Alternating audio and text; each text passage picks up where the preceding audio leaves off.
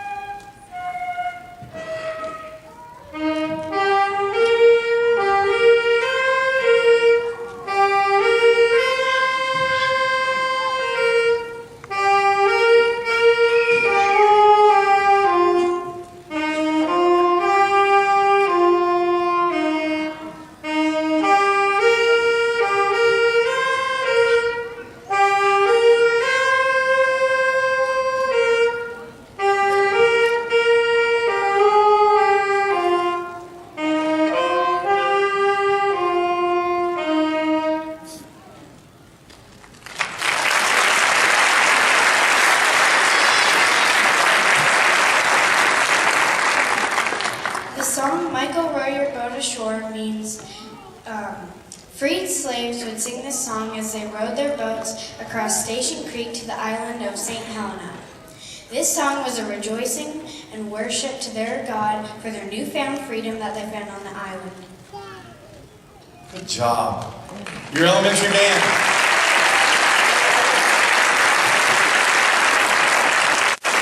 We have two selections tonight, and the first one incorporates a new kind of sound and music that most of the young people didn't know until a few weeks ago.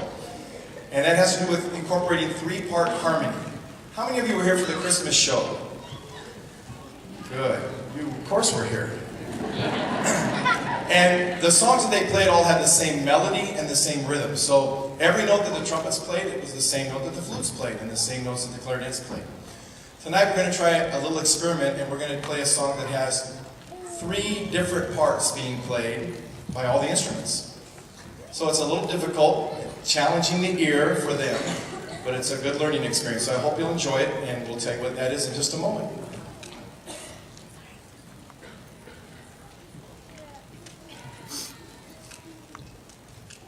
Kumbaya is an African-American Hebrew spiritual song from the 1930s.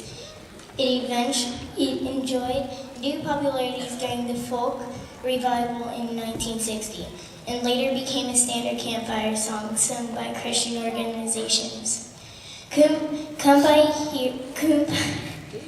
Kumbaya, as they called it, was sung in Gullah.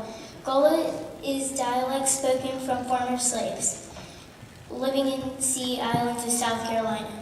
In Hebrew, Yah means my Lord, so lyric could be translated, come by my God, come by my God. Between 1926 and 1928, 4 more versions of traditional spirituals with the words come by here or come by Yah were recorded in South Carolina. Kumbaya.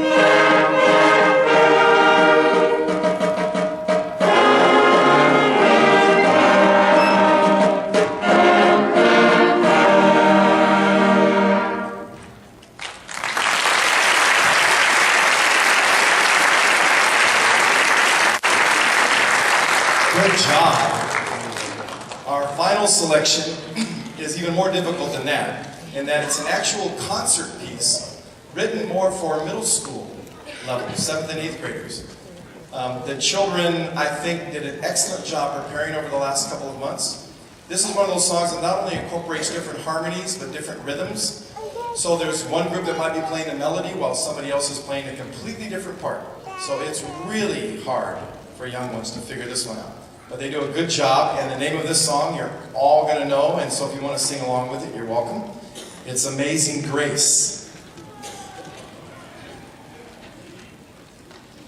One of the best-known Christian hymns around the world is Amazing Grace. It started as a poem around Christmas in 1772 by John Newton, and describes the joy and peace of a soul uplifted from despair to salvation through God's gift of grace for believers. But Amazing Grace is also a vivid description of how John Newton was spared from both physical and spiritual ruin.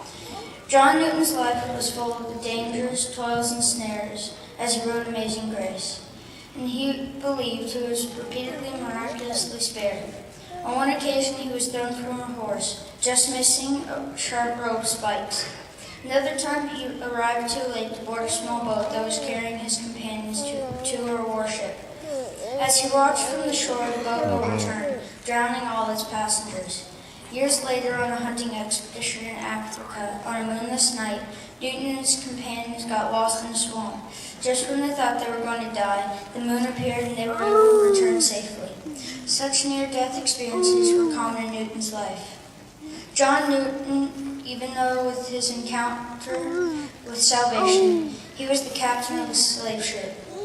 And more than 60 years after the poem was written and became known in America, it was set to the tune of a hymn titled New Britain, to which it has been sung ever since. Amazing Grace.